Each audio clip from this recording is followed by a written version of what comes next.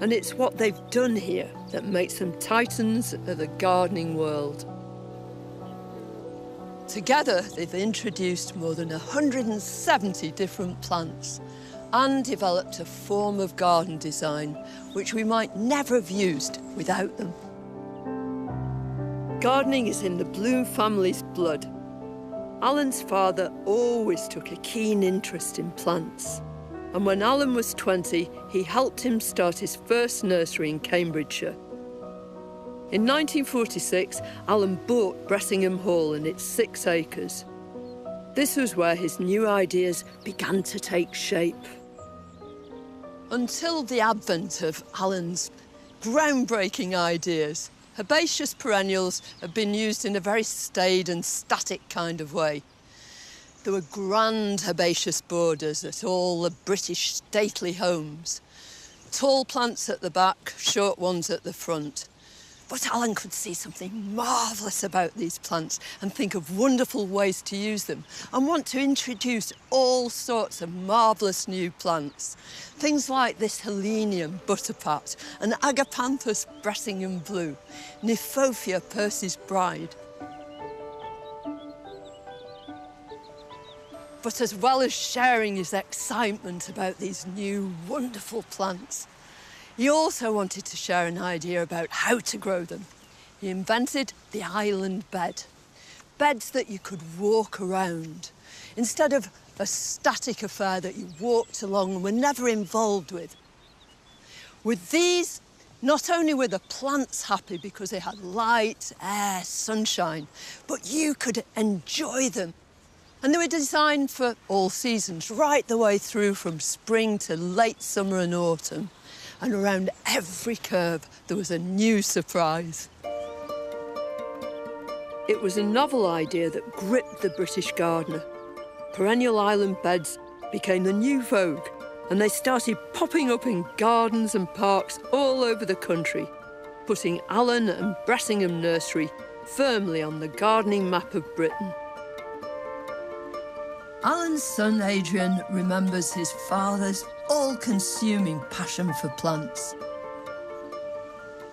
I mean, he was very, very innovative, really, wasn't he? He was a true pioneer. Well, I think he was, and of course the islands in front of the beds were just the first ones he did. So, of course, he was then sort of determined to carry on and do all the rest of them, ending up with 48 islands and 4,500 different varieties of plants. So he was, you know, really determined and passionate about plants. I think that's what really comes across, isn't it? That sort of passion for plants and wanting to share that with people. Exactly.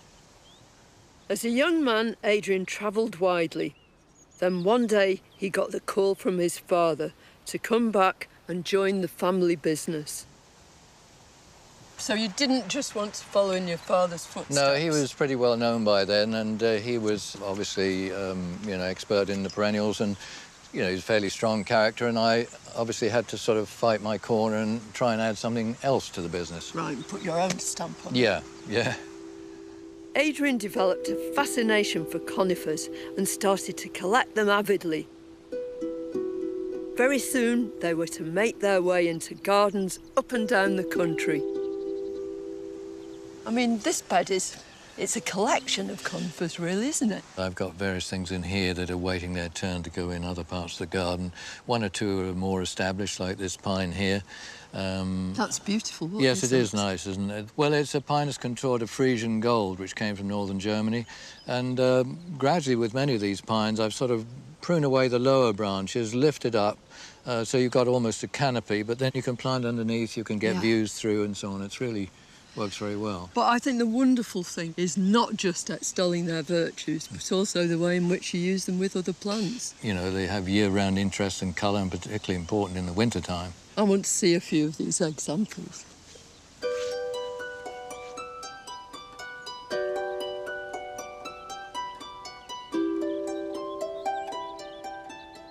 I love these little rivulets of festuca that you've got here and there. Actually, festuca works very well. It maybe not for many years, but at the front of the border, and it sort of blends and mixes in, and it looks a really good contrast. I love these little rivulets of festuca that you've got here and there. Actually, festuca works very well. It may not for many years, but at the front of the border, and it sort of blends and mixes in, and it looks a really good contrast. It But despite all the interest in here, it's these conifers that really draw your eye into here. They're almost like statues, aren't they? Yes, they are. They're narrow, green, upright forms that are there winter and summer. They form an architectural continuity, if you like, if you want to use some sort of highfalutin stuff here. But the plants can weave in and out of them. It's a mix of plants that really give me, and give what I think many gardeners would like, more pleasure through the seasons. Yes, here.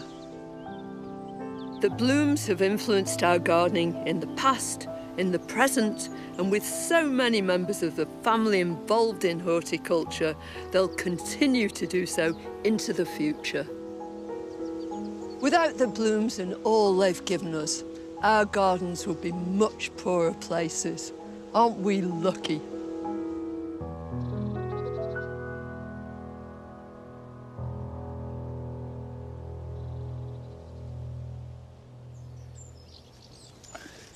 Well, my RSUs here in the cottage garden are conifers. When I planted them about 22, 23 years ago, they were about 2 to 3 foot tall. They've grown hugely over the years. And by the way, like us, this is Foggy Bottom's 50th anniversary, and they are having a big celebration this weekend, and you can get all the details for that on our website.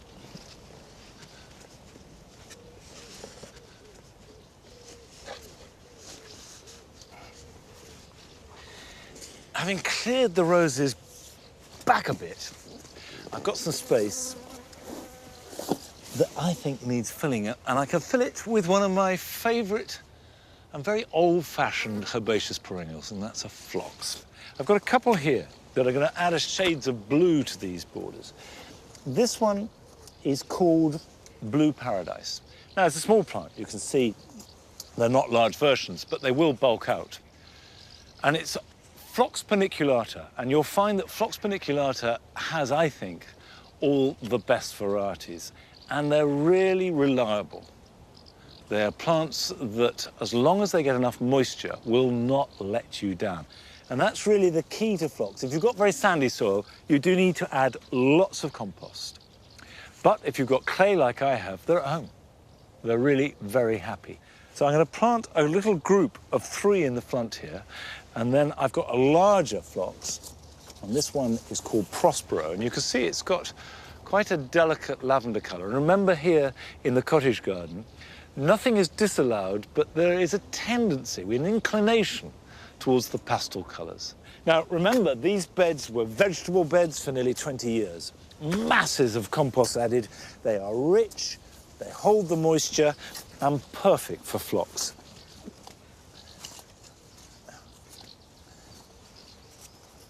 Phlox are an American plant, and they are very hardy.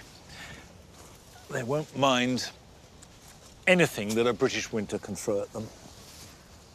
Buy some now, get them in between now and October, and you'll have a really good display next August, September, and October.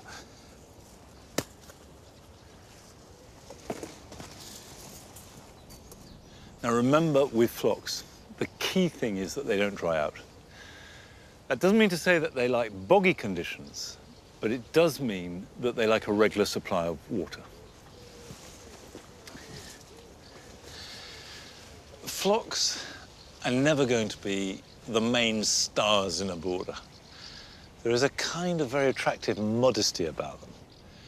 But they are really good, reliable plants. They're not ephemeral, they don't get bashed, they hardly need staking or supporting, and they give colour at a time of year when all around them colour is falling away. So I certainly shall be looking to add more to this garden, and I treasure the ones that I have. But they're not really likely to attract the kind of fanaticism that for some reason some plants seem to do. And Francis has been meeting people who are drawn to the point of obsession to one particular plant. And for this week's visit, she's headed up to Scotland. Most of us love gardening, and we all have our favourite plants. It might be perennials, or trees, or evergreens. But for some of us, it might even be a humble vegetable. John Marshall is a Scottish gardener who has built his career on a plant that most of us eat almost every day. Empires have been built on it, armies have marched on it, and nations have been brought to their knees by it. It is, of course, the humble spud. So we all know this is the potato, and it's these, the stem tubers that is the bit we eat. Yeah, they're underground stems. They're actually stolons. They'll grow under the ground and then they'll suddenly start swelling, and over the period of time we get what we know as a tuber or a potato. Yeah. They're from a huge family, the Solanaceae family, which stretches from a very poisonous, deadly nightshade to tomatoes. And how did this become such a staple part of the British diet? Because it's not a native plant, is it? Well, that's right. 400 or 500 years ago, it wasn't heard of. You know, it wasn't even mentioned in the Bible. But the Europeans went looking for gold and silver. And there's an endearing myth that Sir Walter Raleigh brought them from Virginia. Yeah. But that's largely been discredited by today's scientists. Really? Yeah, they think they came in through the Canary Islands and then made their way to Holland and spread out across Europe and came to Britain from there. And so quickly they've become something that we can't live without here, can we? Well, that's right.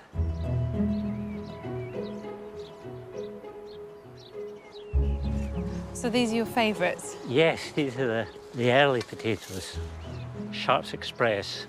They're an old variety bred in Lincoln and actually is a favourite in the Western Isles, widely up in the Outer Hebrides. You grow them on the Macha and you get salt spray from the Atlantic rollers and seaweed, and that's what I think of when I'm eating them. What a romantic image for a potato. If the growing conditions are right, you could actually get a crop within 60 days. Really? And how long would a main crop take? Oh, the main crop might take 180 days. Growing potatoes has taken you all over the world, hasn't it? Yeah, that's a fascinating thing. In some countries, you wouldn't expect there to be potatoes, like Saudi Arabia, which is a huge desert. And they grow there? Yes. The temperatures are really high, 45 degrees, and no rainfall. They're using the pivot irrigation, bringing the water up, and the pivot takes about a day to go around. And if the pivot broke down, it'd probably kill the crop because of the high temperatures. Yeah. And I suppose they're worth the effort because they're such an important crop. Yeah, the potato is probably the fourth most important crop in the whole world. It's, wow. You know, after we've got wheat, rice, maize, and then potatoes. Yeah. So what would be the ideal conditions to grow potatoes? You want to take a look at your garden and think about a rotation and planting your potatoes in sequence after other crops. So you'd never plant 2 potatoes year on year because of diseases and stuff? The next most important decision to make is to go to your garden centre and buy classified seed that's past the government health standards. And then earthing up is very important because you want to prevent greening. We've got this potato here, you can see it is green. Now, if it's poking above the drill, it'll go green. It's an underground stem. Right. My understanding is root vegetables need high phosphates, leaves, nitrogen. This is a stem, technically. So this is nitrogen or phosphates? Yeah, you're quite correct. It's phosphate, high phosphate. So, OK. So though yeah, technically it's a stem, it behaves just like a root. Yes. Nice to know.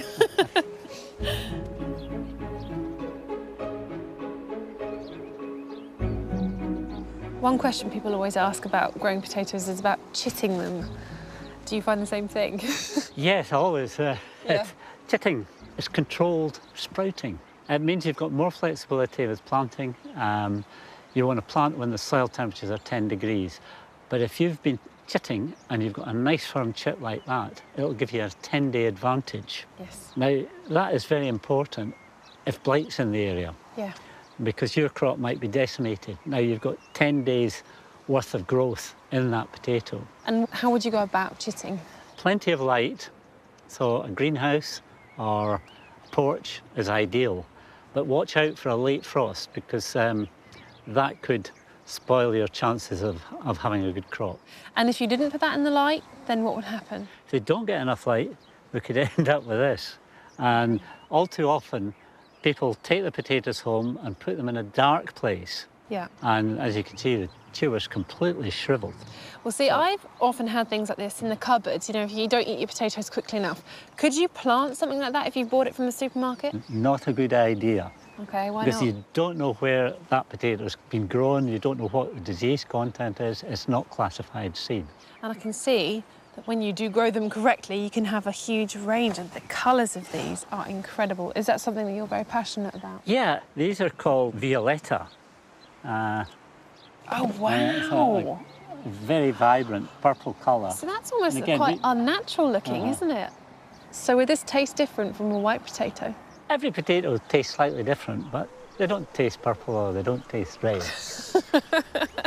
I'd love to try one. Would that be all right? Yes, you're certainly welcome. Fantastic.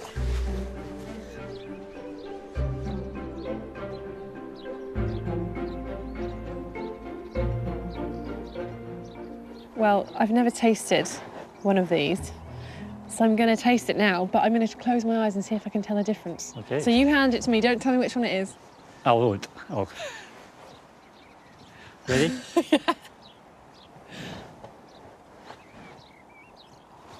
That tastes really nice. Okay, next one. Okay, here we go. Okay.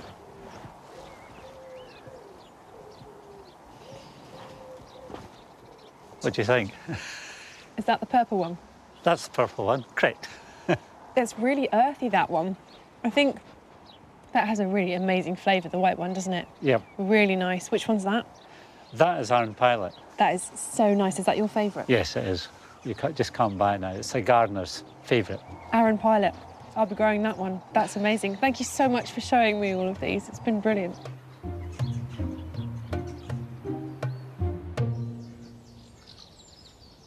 Come on, Nige. Here. Good girl.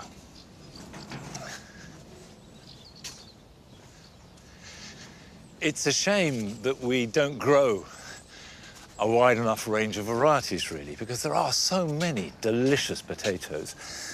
And I think one of the secrets of happiness as a gardener is to find your favourite potato variety and then grow it every year with relish.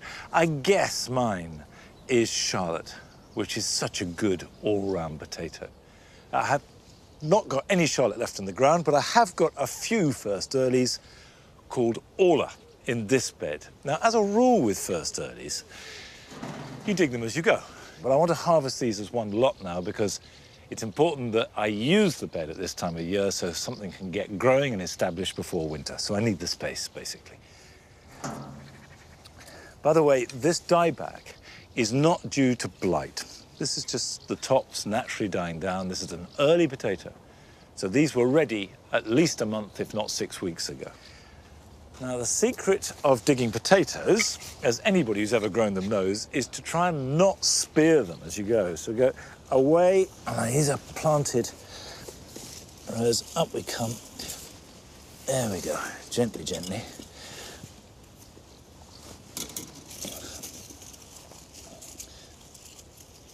And normally I reckon to harvest my first potatoes round about the first week of July. And there's a kind of family tradition that we celebrate my birthday with the first new potatoes of the year, because we like to live wild. This has not been a good year for potato blight. The blight is dependent upon very high humidity and high temperatures at the same time, and we've had that this August.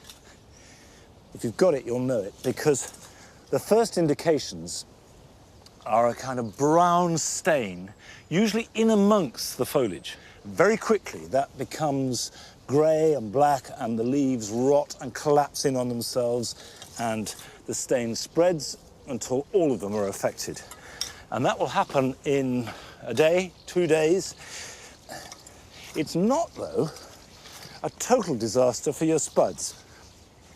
The thing to do is to remove all that blighted foliage, burn it, and if you can't burn it, bag it up to be taken away, and then leave the potatoes in the ground.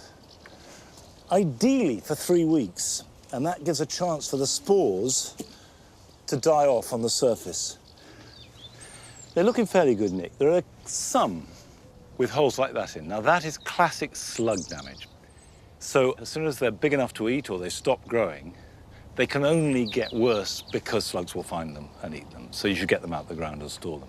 Now, the best way to store them is to dry them. And if it was a really lovely day, what I would do is just spread them out over the soil and leave them on the ground for at least 3 or 4 hours, and that would dry them up, and then take them indoors. There's just a hint there might be rain around. So what I'll do is keep these in the basket, and this wire basket is good because there's air. And then when they're as dry as I think they're going to get, I'll put them in a sack.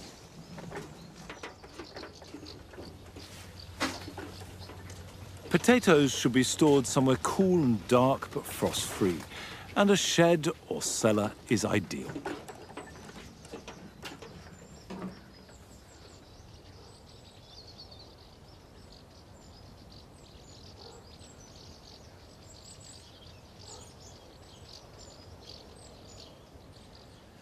We go to quite a lot of trouble to store flower tubers and bulbs and corms as well, but we do sometimes lose labels or even get them mixed up, and that's happened here in the cottage garden because these brilliant burgundy-coloured gladioli were intended for the jewel garden, and we've got a pale lavender gladioli that should have been in here.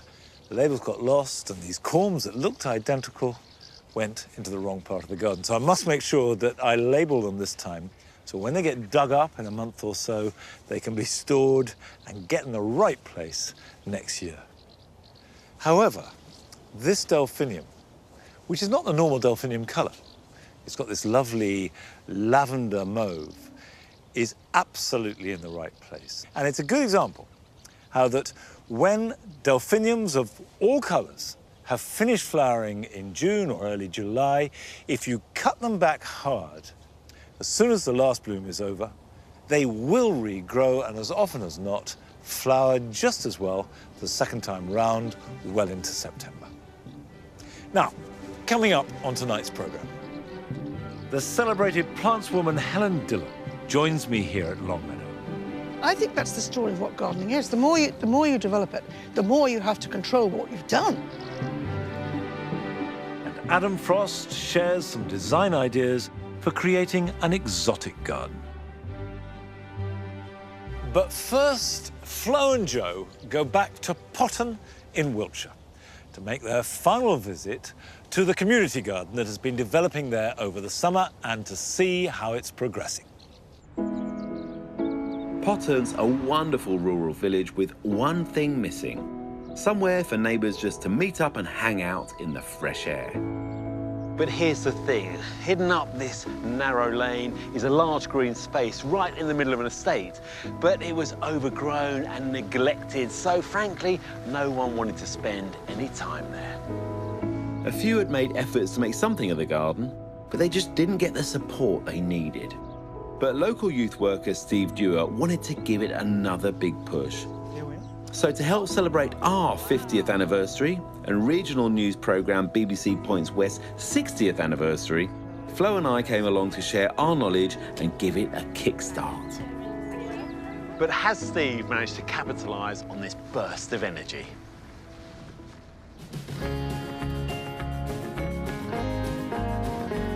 Wow. This is really exciting. Oh my gosh, it's changed so much. We've put more plants in. We've raised some of this space here. This is the mound, isn't It's it? mound, you've mounded all, because all the excavations, I It's like guess. a snake coming around the curve. The Potton snake. Yeah. and then we'll move into the centre. They've been filling the raised beds with winter veg and started planting an area for quiet contemplation. And the beds that were filled with wildlife-attracting flowers last time we visited have been extended with plants donated by neighbours.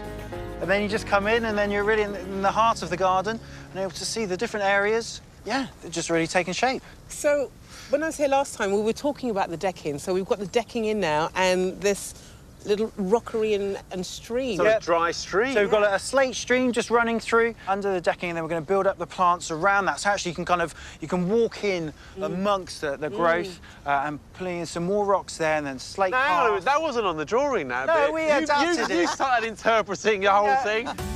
but I love it. I feel like a proud teacher. And despite the ongoing downpour, volunteers have dropped in to plant up the snake mound with more wildflowers and sow native seeds to create a meadow effect. And now they have the central hub. They just need one important thing, some more seating. Meet Peter and Monty. Their award-winning designer Gardeners World Live showed off their talents for turning recycled materials into furniture. I thought they could inspire this community to do the same. So why do you think upcycling is good for community gardens in particular? Well, I think it's about that bringing everyone together. I think lots of people can bring different materials that they maybe have lying around the house that they hadn't thought of could be used in a garden before, and they can bring them down and everyone can join in. And when you have a diverse community and lots of different people with different skill sets, you may not know how to do the whole bench, but you may know how to do a bit, and then someone else can come and show you how to do another bit, and everyone gets that bit more knowledge. What are you making today then? You've got one pretty much ready to go, it looks. Yeah, so this one's just as an example. It's already done, Blue Peter moment kind of thing. So this is just using scaffold boards. We went to the local scaffold company for them. These were free, but sometimes, yeah, you might have to pay a few pounds for them. And it's basically 4 scaffold boards. Once it's sanded down, it's perfect for sort of a bench. As Steve helps finish off a bench made out of old boards, Flo's catching up with local head teacher Mel and Mum Lorraine, who are already seeing the rewards of the garden. So have you seen changes in the children that have been coming here? I mean, definitely. It's not a great day today, but there's more children up here. They're loving getting dirty. There's a real cross-generation of elderly, young, and we're all getting in there together. It feels more of like a hub, I think, now. Yeah. Jake has been over here every single day, 8 o'clock with a spade at the gate, waiting to go. He absolutely loves it in here. Sweet. So it's good, and of course they'll bring their friends, won't they? So it's sort of a place for the children to meet, be with their friends, and get involved. For me, one of the best things is seeing how different groups are taking ownership of different parts of the garden, including Roz and Keith from the local gardening club, who have been designing some planting schemes.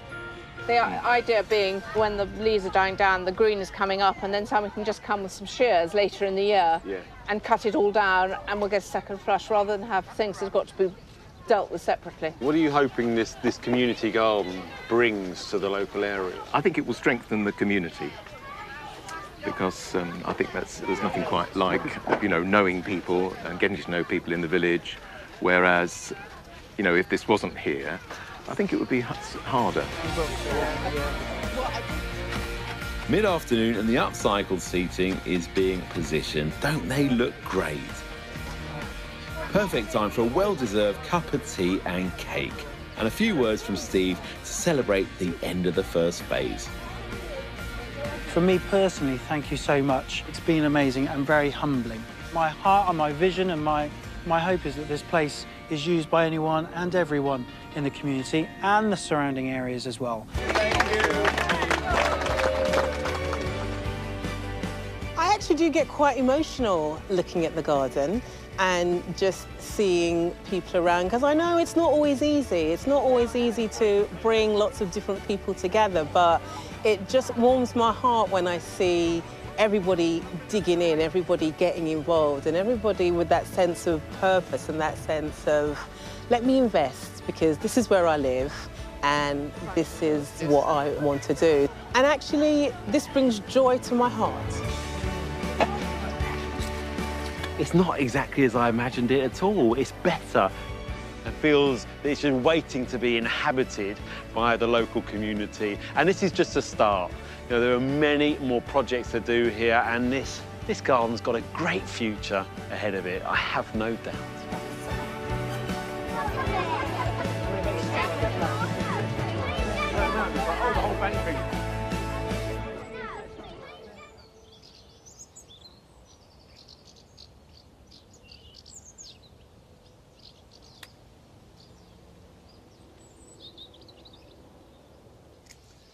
The great thing about any community garden is that it invents itself. There's no prototype, there's no right way, there's no wrong way. There's what any particular community wants to work for itself and what can be sustained, and really good luck to them. I hope that that goes on to work and give pleasure for years to come. Now, these sweet peas were grown very specifically for my son's wedding, which was the end of July. And the idea being is they would reach maximum sweet pea at that point. But that doesn't mean to say that they can't go on flowering. And here we are in September. There's still plenty of blooms. And, you know, I see no reason why we shouldn't let them flower for a few weeks longer. You will notice the stems are very much shorter, and they will go on getting shorter, and they are much quicker to form pea pods. And once they form seeds, that severely restricts flower production. So keep picking. That's the key. Pick any you have and keep them well watered. Now, it's strange to think of this quintessentially English flower, that in the 1670s, 1680s, this was an exotic, introduced as a wonderful and strange plant from Sicily. But I guess most plants, when they're introduced, seem unusual, and most get absorbed into our gardens. However, some retain that sense of the strange and the exotic and spread that magic whichever garden they are planted in. And Adam Frost has been to see one garden filled with that kind of magic. This unassuming garden entrance gives little clue to what lies beyond. Behind the door is a tropical paradise filled with lush, exotic plants that bombard the senses. Wow, I'm hit by this wall of planting, this real height, which gives me this sort of room-like feel. And then the path starts to draw me up the garden. Then the planting sort of comes together and creates this, I suppose, a sense of tension. And there's a focal point that I can see, which is a cauldron. And I'm out into another area and everything's got room to breathe again, and the sound of water. So I slow down and there's a beautiful little pool that's tucked away. That runs across the garden and disappears, and I'm not sure where that goes. The two lawns are bridged by just a simple piece of stone, and you keep moving on. And a lot of gardens, you more or less know where to go, and here, I've now got choice. You know, do I go one way or do I go the other? Another little detail here is just a simple stone and a change of level, which then starts to lead me into another area. There's a beautiful sort of seat that I suppose just says, sit down and enjoy, and you realise where that stream that was going across the garden drops into this sort of beautiful pool. And you remember that water's a fantastic reflective surface, and I can sit here and enjoy the big shaped bold leaves just reflecting with the dahlias even being picked up in there.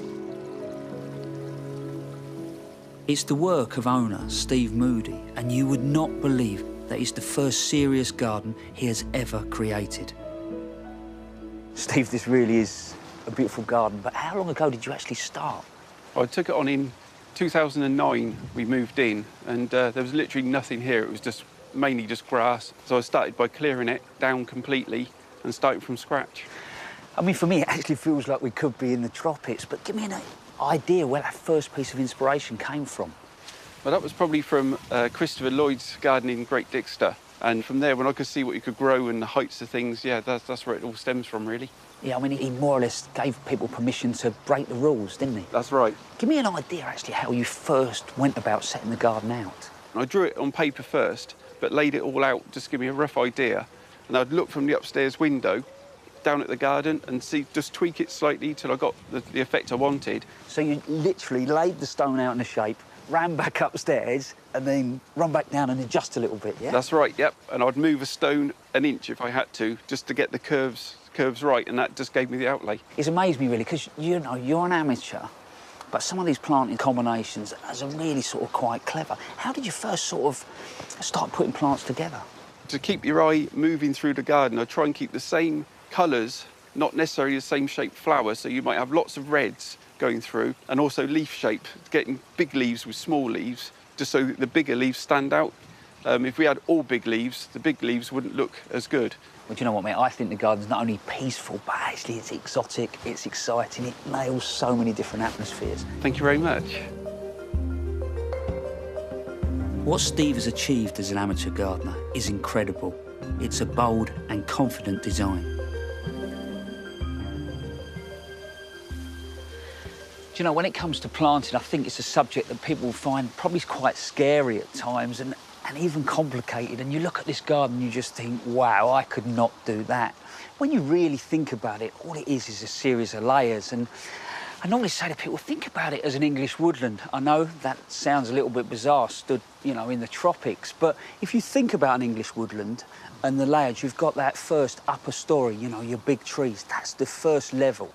After that, the saplings push up. That maybe could be the mid and the small trees in your garden. And then after that, you know, you've got your bracken going through, and for me, that's my herbaceous layer. Then you look at the snowdrops, the bluebells, that's your bulbs and your corms. That's exactly what Steve has actually done here, apart from he's used tropical-based plants. You know, he's used his palms and even catalpa at the end there, and they work their way all the way through the space, and they provide that upper level.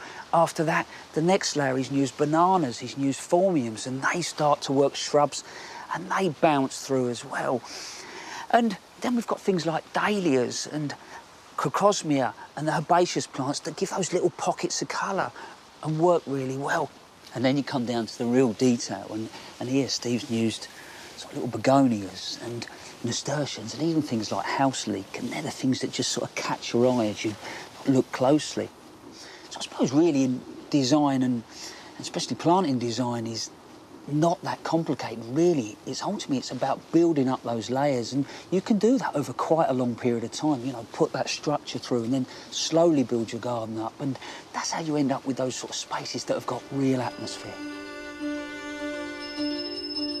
It may seem a little daunting to try and emulate this at home, but whether large or small, you really can take inspiration from this garden to create your own paradise. You know, another thing I like is Steve's use of focal points. He's used sort of small water features and bird baths and even little sculptures that sort of pull you from space to space, and you get drawn, you know, into another area. And here at the end of the garden, he's used wonderfully just this structure, cheap and cheerful, just wooden posts, but it helps create a real sort of intimate space. I really can see why this is calm. It's peaceful.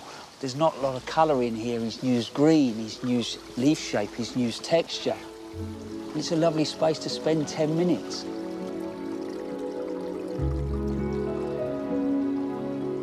All in all, you know, I think he really has created just a little bit of paradise.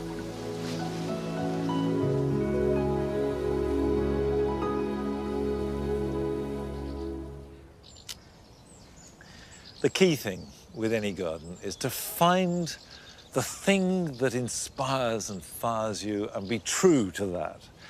And then you will like your garden, and in the end, that's all that matters. As I say that, I realise that's not entirely true, because you always want other people to like your garden. And I spent the last few days really rather anxiously going round, fine-tuning and pruning and titivating the garden here, because in a few minutes, Helen Dillon is going to come to Longmeadow, and I'm going to show her around. Helen Dillon is an acclaimed plantswoman and writer who over 40 years created one of Ireland's most iconic gardens. And having visited her in Dublin, I wanted now to extend a return invitation for her to come to Longmeadow. But I must admit, I am feeling a little nervous. Do you want to have a look around? Yes, please. Let's go and yes, have please. a look around. Come on, Em. This is the new bit we're making, the new herb garden. This is very nice. This is all doing well. This was all from cuttings. And everything. where do you get the lovely manure? That is mushroom compost. It's just yum yum. And the reason I use that is because the ewes and the box, it's just to give it a bit of alkalinity. What is that very good rose, which is very difficult there? Is that one? It's dead easy. It's Souvenir de Dr. Gemma. No, I found it terribly difficult. Do you? Why? Because it didn't think the soil was good enough. It thought it was stale. Yeah. But it is just as Vita Sackville West described it. It's absolutely divine.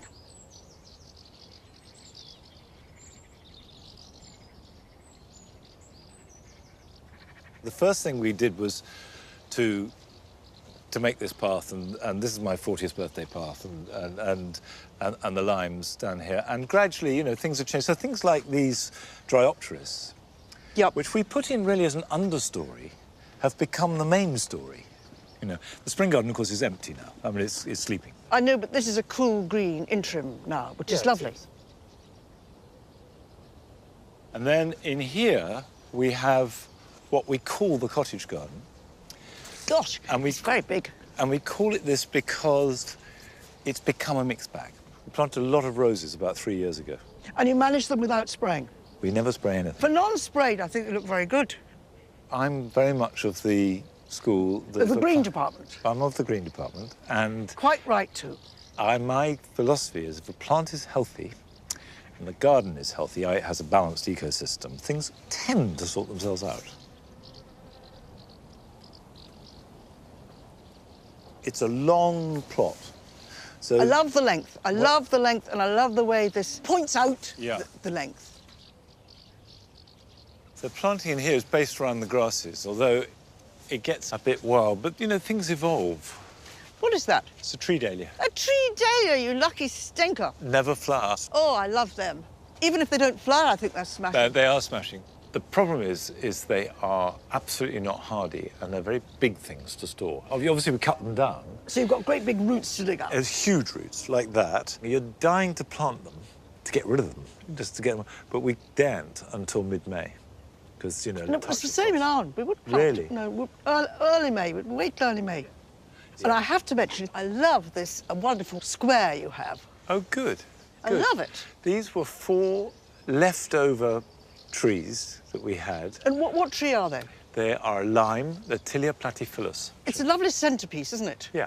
Because then you could have this wonderful wilderness around the side. Exactly. Sorry to refer to it as wilderness. I think it's beautiful. It is a wilderness, you're absolutely right. But I love the contrast. You start to get a bit of colour, and then you come into the jewel garden, which is all colour. It's dazzling. It's all colour. There's no white in here gorgeous. at all. So things like the zinnias and tithonias and dahlias all come into their own. Wonderful. The other thing I have to remark on is the size of all your cannas. I mean, we've had disasters. For instance, this buddleia, there was a storm, and it was like a bomb had been dropped on it. It was just broken. It was just snapped. I know, but you see, I got it in for buddleias anyway, which is terribly mean to say, but buddleias all die badly. And I think dying badly is one of the greatest sins a plant can have. It's a very good point. Don't have plants that die badly. Jewel garden, I like looking across it as much as anything. So do I. What we try and do, as I say, I like things like that crocosmia. That's very good. It's very clean. That's divine. Clematis purpurea. Absolutely heavenly. This year, the tithonias have done really well. They're terribly good. And dahlias are always happy in this garden. We never have trouble growing dahlias. We took down 9 trees this winter to let a bit more light in. I think that's the story of what gardening is. The more you develop it, the more you have to control what you've done. Yeah. And I think this is a magic place. Well, come on, let me show you more.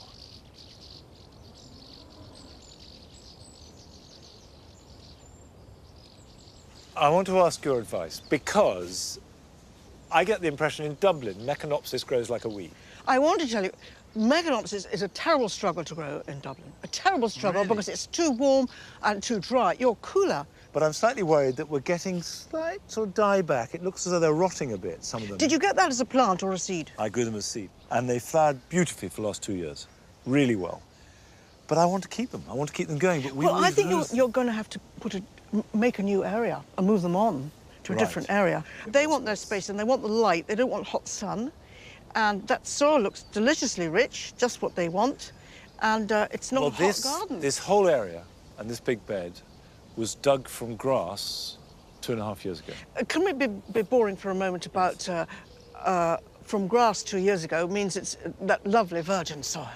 You get better growth that first year or two than you'll ever get again. People don't believe that, but I think that is the main magic. And I can remember 2 wonderful gardeners came to my garden when I was about 15, and they looked at some gentians that were growing. And they nodded their heads, and they didn't bother to explain it to me. They just said, they said, virgin soil, virgin soil. And I think these chaps like virgin soil. I can't understand, Monty, how you managed to do all this. There's garden after garden after garden, each more exciting than the last. And I don't know how you do it. Well, I have help. Is that why you're rather slim? And we spend most of our lives out in the garden. Well, it jolly well shows. It jolly well shows. It's wonderful. It's just wonderful. It's lovely to walk around the garden with Helen, but doesn't mean to say there aren't jobs to do. So here are your jobs for the weekend.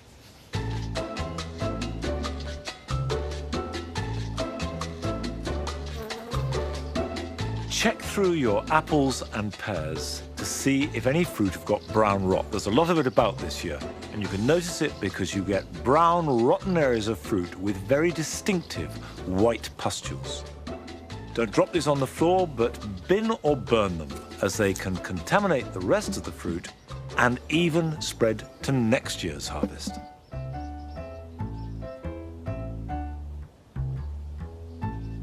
Unless you intend to collect the seed, remove the seed heads of Agapanthus by cutting them off right at the base. This will preserve the energy in the roots for next year's plants. And when you've finished, give them one final feed of the year using a high potash feed such as liquid seaweed or a tomato feed. Once mint goes to flower, the leaves get coarser and become prone to mildew, and this is particularly true of apple mint.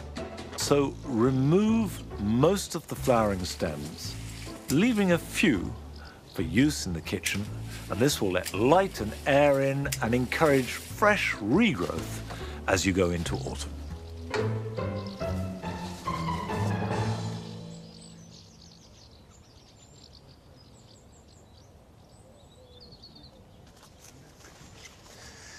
Two problems that have arisen just in the last 5 years or so here at Longmeadow, and which we never used to have to deal with, are pigeons and rabbits. And the pigeons, of course, are particularly difficult with vegetables, but they also damage flowering plants too. Whereas the rabbits, they cause havoc. They eat all our crocus, they eat the amis, and they really nibble trees and shrubs. And you can see here, this fruit tree that I planted in spring has been chewed all the way up. And if they ring it, which is to say they eat right round the bark, that's it, it'll kill it. So I'm gonna have to resort to putting on tree guards. And I would recommend that if you're planting young trees anywhere near where rabbits might be, or if you know rabbits around, put a tree guard on, because that will save it. But to do it, I'm gonna have to cut off these lower branches. So if I cut that like that, you only need a tree guard on young trees, because that's what rabbits are attracted to. Unless the weather is really bad, in which case they may be driven to nibbling at older trees. And talking of which, let's find out how good or bad the weather's going to be for us gardeners this weekend.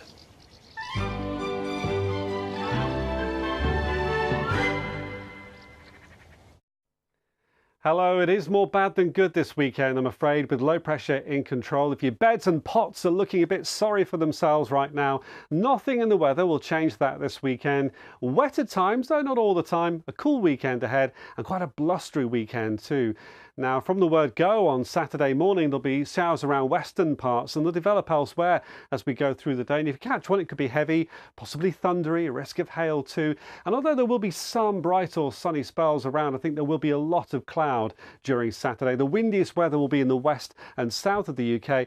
Parts of western Scotland and Northern Ireland, I think we'll see those showers easing later in the afternoon into the evening, but a rash of them across England and Wales. So where you start with some sunshine, for example, across eastern parts of England, those showers should eventually arrive as the afternoon goes on, and very quite blustery towards the coast of Wales and southwest England. And the winds will ease for a time on Saturday night. It becomes mainly dry, clear, and so temperatures will drop away. So some rural spots spots will be down into single figures, and perhaps Shelter Glens in Scotland, low single figures. But another area of rain coming in for Sunday, soon spreading across much of Scotland, Northern Ireland, and then gradually edging eastwards across the rest of the UK during the day. But eastern England, I think, will stay largely dry until quite late on. The wind's picking up again, a risk of gales towards the southwest Sunday night and into Monday. So a weekend of low pressure, changeable. Look at the catalogue, go online. Good time to order those bulbs.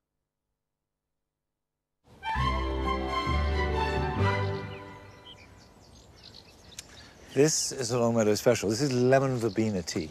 Hen's teeth. That looks And very it's exciting. such a lovely colour. But even if you don't like to drink it, you can enjoy looking at it. It's actually delicious, I think. It's very... I'm sure it's very good for you as well. Yeah, I guess so. But it shouldn't be like medicine. It should just be nice to drink. Monty, I cannot tell you what a wonderful time I've had. It's been lovely having you I here. feel completely spoilt, and it is such a treat. It's a thrilling garden. Every bit of it's exciting. Well, that's very nice of you. This little bit is probably less exciting. It's coming into It's being. only young, isn't it? It's very young. This is weeks practically old. This is going to be our little officinalis garden, based on monastic gardens.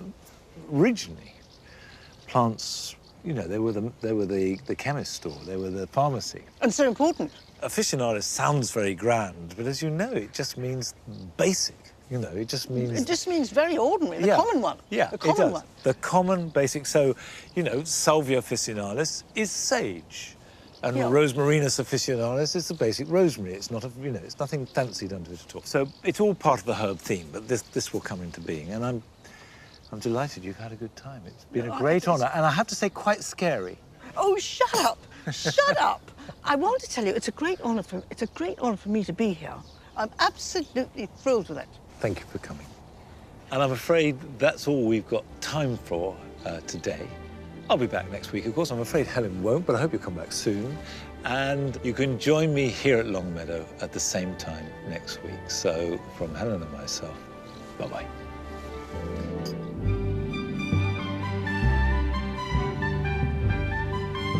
Coming up on BBC Two in a moment, Dara O'Brien and Hugh Dennis return to summarise the week's events in the new series of Mock the Week.